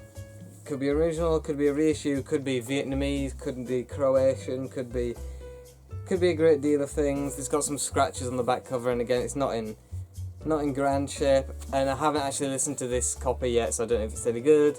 I like the actual album, of course. It's got, you know, the good old Slipping Through My Fingers, which is one of their most famous songs. But yeah, it's got a little ABBA fan club thing on the back. And again, just lyrics as normal, nothing special going on there. And as I said, haven't actually listened to it yet, so I can't tell you if it sounds any good or not. Next up, Oingo Boingo, Nothing to Fear, 1982. Again, don't know what copy it is, couldn't tell you, but something that is pretty interesting about this is that it does flip that way. Now, that was also the same with that Heebie-Jeebies record, but it's, you know, I got this one first, so at first I thought it was like a manufacturing error, but then I realised when you have this upside down, which obviously is the right way to the front cover, the barcode is still the right way up, so it clearly wasn't a mistake. It clearly was meant to be printed upside down, but I don't know why. But the cover is one of my favourite album covers of all time. I really love it. It's by the same artist who did the cover for the following album, and I can't remember what she's called. It's a woman. I can't remember what she's called, but this is my favourite Oingo Boingo album. I've heard all of them up to Dead Man's Party, and this is the best one. It's under their first three that I really like, and this is the best of the best. I just really love it. I mean, Oingo Boingo, they're one of the few bands who they sort of used, because like when bands moved into the 80s, a lot of bands fell off. Like, some went way too much into the 80s and lost a lot of their original sound, which is what happened to bands like the Rolling Stones. I mean, I like Emotional Rescue, but then the few albums following that, bits are good, but, you know, they went a bit too far into the 80s kind of sound. And then other bands tried to retain their own sound too much and went, like, out of style, you know. I can't actually name an example of that, because all the bands I listen to are really cool and stuff, so they wouldn't do that. But, you know, some bands went too far into the 80s, some bands didn't go far enough into the 80s. But Oingo Boingo, I mean, they kind of evolved in the 80s. I mean, their first album came out in 1981. I know they existed in the 70s, and they sprung out of the Mystic Knights of Oingo Boingo, who were a group who started in 1972, and they were like a stage thing run by Danny Elfman's brother. What's his name? Richard Elfman, who also directed a lot of their videos. But yeah, it's just, I really love this album. It's really good, and they, like I said, they used the 80s. Like, they sound like, you can tell immediately that they're from the 80s, but it's like they've aged really well. Like, a lot of stuff from the 80s has aged very badly, or at least it sounds kind of cheesy to modern ears. This doesn't. Like, they use all the same 80s stuff. They use the drum machines and the synthesizers, and they use all the 80s stuff, but they still sound like really fresh and original. I don't know how they quite managed to do it, but this is one of the best albums of the 80s. Is it my favourite album of the 80s? It might be. It might be my favourite album of the 80s. I'm not sure. I mean, there's some other crackers here, but this might be my favourite album of the 80s. So yeah, the inner sleeve has more pictures of the band members. So that's all very nice. Yeah, I mean, this is definitely one that I recommend if you haven't heard it. Check this album out because it's really good. Next, after I've gone for a poo, because I really need to have a poo right now. That was a good poo. Speaking of good, Fleetwood Mac's Mirage is good. That sounded smoother in my head. This is Mirage by Fleetwood Mac from 1982. Speaking of bands that lost their sound as they went into the 80s, this is one, but not with this album. This was their last good album. Their follow-up had a couple of good songs on it, but it was far too, like, you know, another example of a band that when they went into the 80s, they took too much 80s and didn't keep enough of themselves. And this is one of them, but, you know, this was their first album of the 80s, when they just had just the right amount. Again, it's the same as the other one. It's the same as the Oingo Boingo thing, where they took just enough of the 80s stuff, but retained just the right amount of their own sound, that it's still, you can still tell it's from the 80s when you listen to it, but you can also still tell that it's Fleetwood Mac. Whereas with Tango in the Night, which is their album following this, a lot of songs, like, if you just heard it, you wouldn't even think it was Fleetwood Mac. It doesn't sound anything like them. Not that Fleetwood Mac has a sound, because they've been going since the 60s and we're still going in the 2000s, so it's, you know. But this is that. It's the last good Fleetwood Mac album. Again, loads of great songs on here. Love in Store, That's Alright. I really like there's an alternate version of That's Alright, which is on YouTube, and they also recorded it for 10 years earlier for what was going to be the second Buckingham Nicks album, but then of course they joined Fleetwood Mac and they never made a second album on their own. But That's Alright was recorded for that, and that version is really good. It's completely different to the version on this album. It's much slower and more acoustic and just the two of them, but still. Book of Love. What else have we got? Hold Me, Oh Diane, Eyes of the World. And there's also a song on here called Wish You Were Here, which a really thing that I like is that there's 3 songs I know of called Wish You Were Here. Obviously the Pink Floyd one, which is 1975. This, from 1982. And the Bee Gees have a song called Wish You Were Here from 1989. And if you do the calculations on those years, you'll see that they're all 7 years apart. I don't know why, that just tickles my brain in a funny way, that 3 really great bands made 3 songs called Wish You Were Here 7 years apart in you know, gap. And I just really like that. But yeah, that is Fleetwood Mac's Mirage. I don't know what edition this is, like, or what specific copy I've got here, but it's, you know, it's a great album. This is one that I got for my birthday along with the Oingo Boingo one and Equinox. What ones I got for my birthday were Mirage, Oingo Boingo's Nothing to Fear, Jean-Michel Jarre's Equinox, and Voulez-Vous by ABBA. Those were the 4 I got myself for my birthday. I got 3 others from other people, one of which you've already seen, and 2 of which you're gonna. It was so long ago that I can barely remember if I've heard it. I think I listened to it. The inner sleeve for Mirage has this pretty cool, it's just lyrics on that side, but this pretty cool sort of painting, I think, of the band, or it might be, it looks pretty 3-dimensional. So they might be sculptures, but I think it's a painting of all the band members, so that's very nice.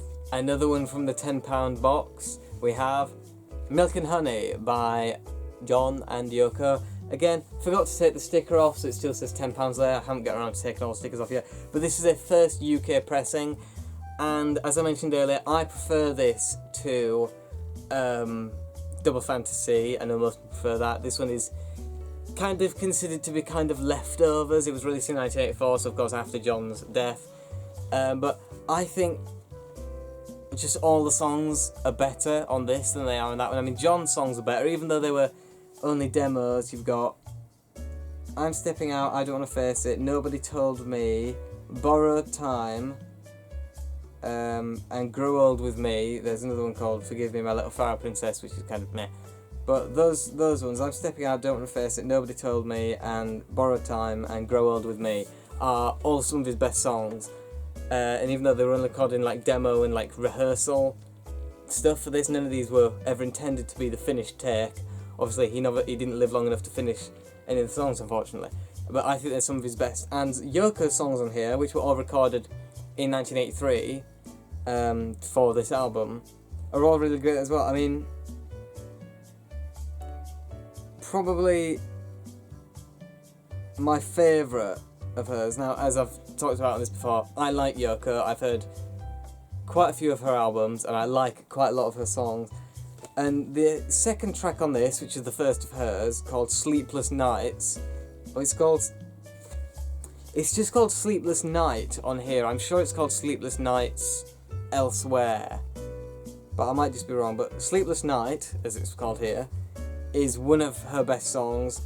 There's one called Don't Be Scared, and then the final track on the album is another one of hers called You're the One. And those three I really love. I mean, if you want to get a good taste of her stuff, without too much of the screaming and squeaky thing that she does, which, I mean, again, I like in the right context, but I get why a lot of people don't like it. But if you want to hear her serious songs where she's not doing that, Sleepless Night, Don't Be Scared, and You're the One are the ones you need to check out, the ones that I would recommend. But there we are. That's that. And oh, it's a gatefold of an image that I don't know if anyone wants to see, but I'm going to show you anyway. There they are, having a little nudie snuggle, with some poems there that I think were written, like, you know, many years before the album, and were just like inspiration for some of the songs on the album, if I remember correctly.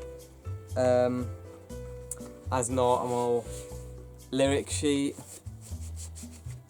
But yeah, again, haven't actually listened to it yet, but one of my favourites of theirs. Probably my favourite John and Yoko collaborative album, second to Sometime in New York City, is this one. And now next up we have one that I got as a gift, but not for like a birthday or Christmas or anything. Now, when I got that Frank Zappa one, Burnt Weenie Sandwich, I showed it to my dad, and he told me it reminded him of an album, and he just gave it to me, and this is Alchemy, which is a live album by Dire Straits, and as you can see, the cover is really, really good. I really like that cover. It's kind of like a Salvador Dali abstract type thing, which I really like. The back cover is also pretty good. Now I have listened to the album and I don't actually like it all that much. There's the gatefold there, which is pretty cool. Yeah, I don't actually like the album all that much, but you know, it's you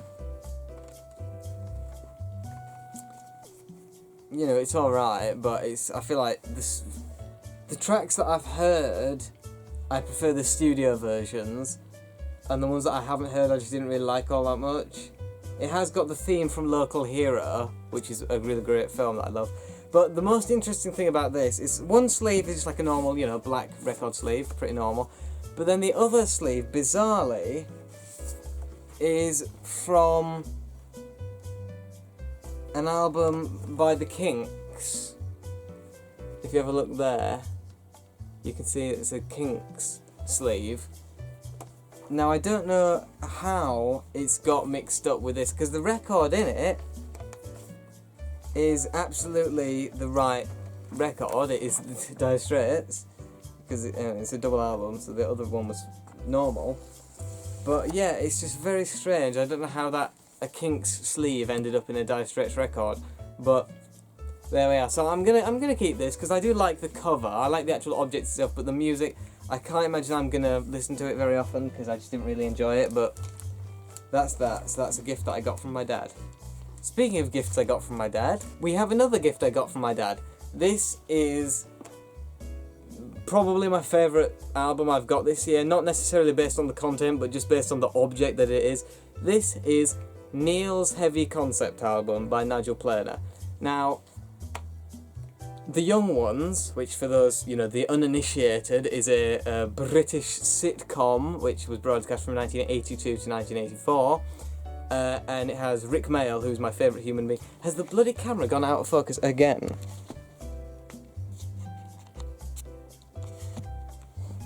Rick Mayall, who's my favourite human being, is in it, but Nigel Planer is also in it, and this is an album he did in character as Neil, which is the character that he plays in the show. Now, as you can see, the cover is kind of a parody of, the sort of Sgt. Pepper's and Satanic Majesty's Requests albums. The back cover is just a parody of Sgt. Pepper's. Now, when I was opening this, when I got it, because my dad got me this for my birthday, and I wasn't expecting it, and I'd never asked him for it or anything, so it was a complete surprise for me. And as I was opening it, peeling the wrapping paper off, I saw this and I thought, ooh, Sgt. Pepper's, that's one that I needed.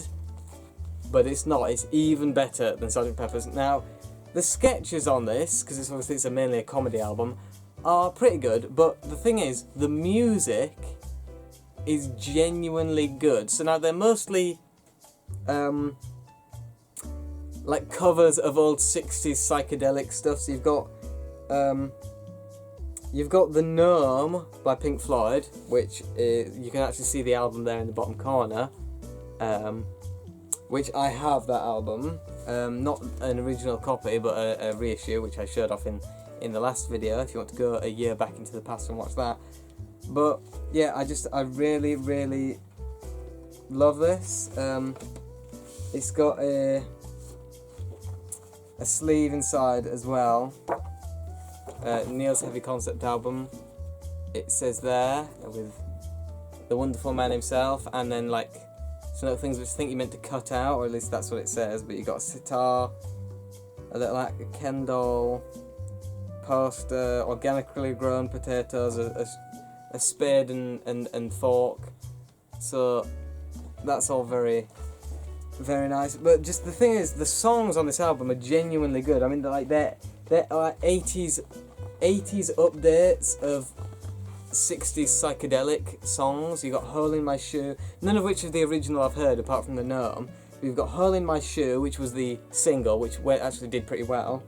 I think it won best song at the British Comedy Awards that year, or it won that Hole in My Shoe won something at the British Comedy Awards in 1985 or 4. But Golf Girl, Hurdy Gurdy Man,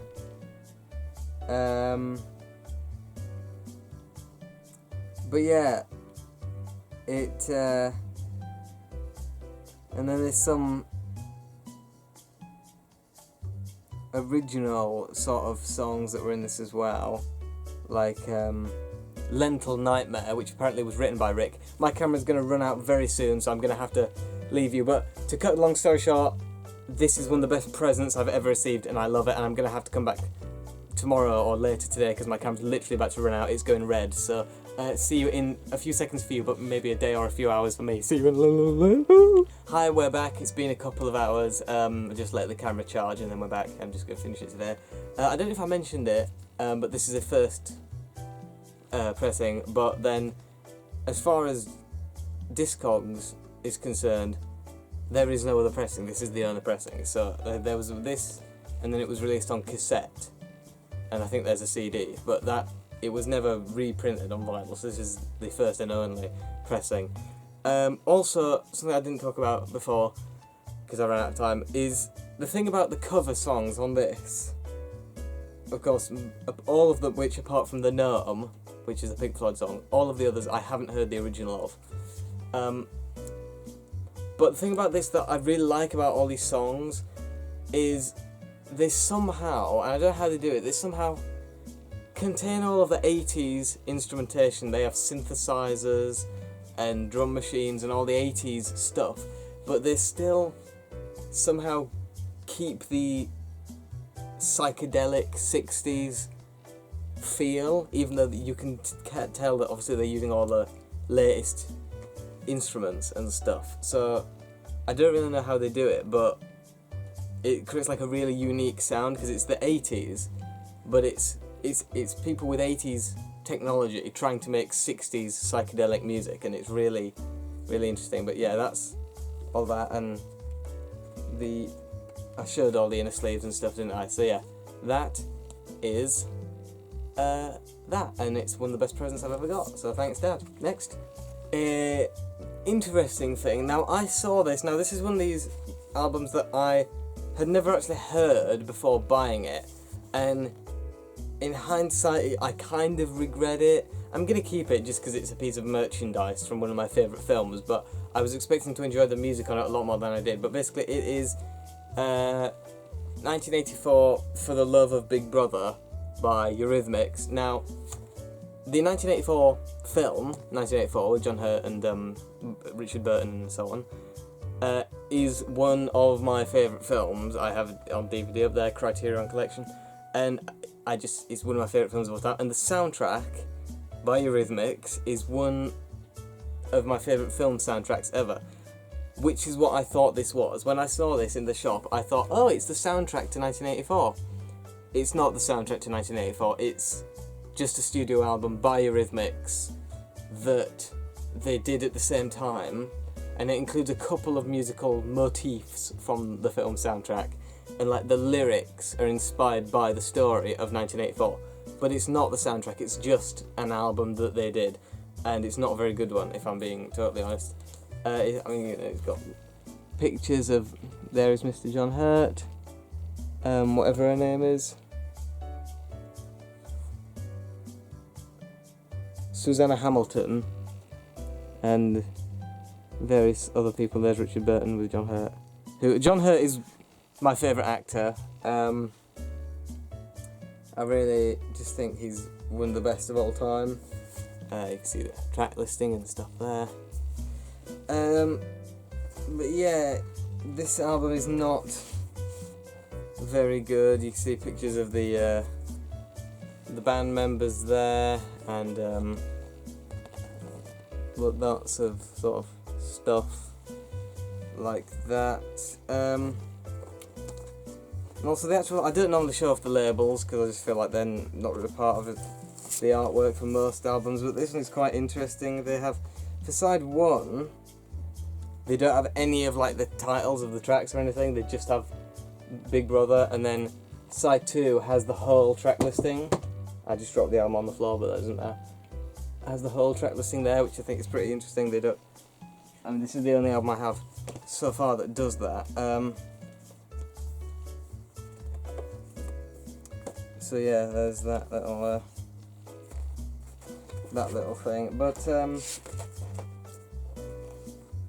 there we are. That is 1984 For the Love of Big Brother by Eurythmics. Not a very good album. I don't know how it stands within their discography, whether it's a popular one of their albums or not, I'm not sure, but I didn't really like it all that much.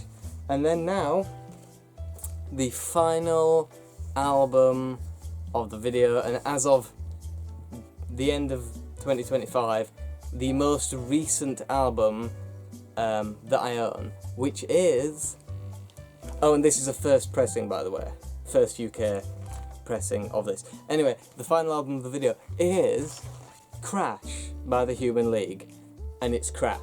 It was from the guy who also got me the Hall & Oates one. I really like the Hall & Oates album. This is dreadful. It's like one song over and over again, and it's not a very good one. You can see the front and back there, just the band. Sure, they're all lovely people. Lyrics, all on the inside. Yeah, sure, they're all very nice, and they've made a couple of other songs that I've heard. Just a regular white sleeve, nothing interesting going on there. But yeah, just I really didn't like this album. It's just, this is like the worst of 80s music, in my opinion. It's just no humanity in it. Well, I mean, it's called the Human League. There's no humanity. I mean, I think there's a song on the album called Human. Yeah, Human. There's no humanity in this music. It's all just computerized. It'd probably sell very well now, actually, in 2025, because it's you know, very inhuman sort of. Very well could have been made by AI, actually. Very little thing in it. It is a first pressing though, so there is that. Might get a few quid for it. But anyway. But yeah, that is that. So my collection, I don't know how many albums I've done in this video, but I know it's over 31 because it was 31 that I had last year, and it's more than doubled this year, so I know it's more than that. My 80s albums have gone from 1 to 13 in a year, so that's pretty good. Except for those last two. Oh, even two and then the Dire Straits one. But anyway, having said all that, I hope you've enjoyed looking at my collection, seeing things I've got. I hope this inspires you to maybe go out and get some records yourself if you haven't already, although I doubt many people are going to watch this who haven't already at least started collecting some records, because, you know. But, yeah, it's I'm very happy with it. I've kind of lost the train of thought now, haven't I? Basically, this year has obviously been a very good year for my collection. I, you know, have albums in mind that I'd like to get next year. Obviously, no more buying online for me unless I can't find one, because it's just not as fun getting them online. That's just what I've discovered. It's just when I get one online, it's like, oh yeah, this is very nice, and usually it's in nicer condition than the ones I get in person. But it doesn't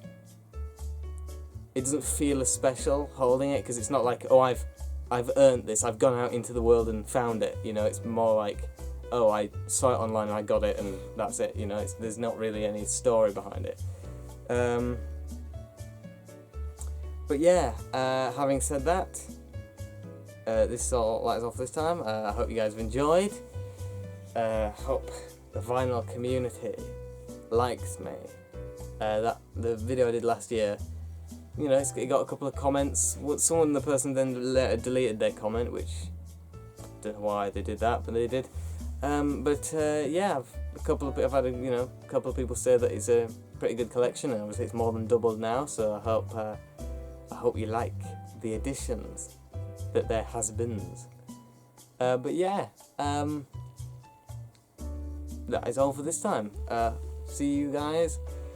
Oh yeah, the next video is going to be, if the plan goes to plan, my top 10 albums of 2025, because I'm subscribed to quite a few music related channels, and they've almost all done a top 10 albums of 2025 video, ranking their top 10, you know, favourite albums that have come out in 2025. Now, mine's going to be slightly different because I haven't actually heard any albums that have come out in 2025, but what I can do is do the top 10 albums that I have heard for the first time in 2025. So they're all from the 70s and 80s, but I think that might be something that I do from now on, is do my top 10 albums that I've heard for the first time this year. Three of which you've seen in this video, because 3 of which I've gone from hearing for the first time to getting on vinyl in a year. So 3 of them, I'm not going to tell you which ones they are, but I think for a couple of them I might have already hinted at it, and you might get which ones I'm talking about by what I said about them. But yeah, 3 of the albums that have been featured in this video are going to be in that video. So I'm going to be talking about the top 10 albums that I've heard for the first time in 2025. So you can look forward to that video, which will be coming out hopefully before the new year, but I mean, I suppose it doesn't really matter if it comes out in January, but yeah, I'm hoping that it's going to come out at some point between now and the new year. And so, from me, Nathan Bailey, to you, VC, and that stands for Vinyl Community and not Viet Cong, I'll see you later. Happy New Year, Christmas, Merry, good night.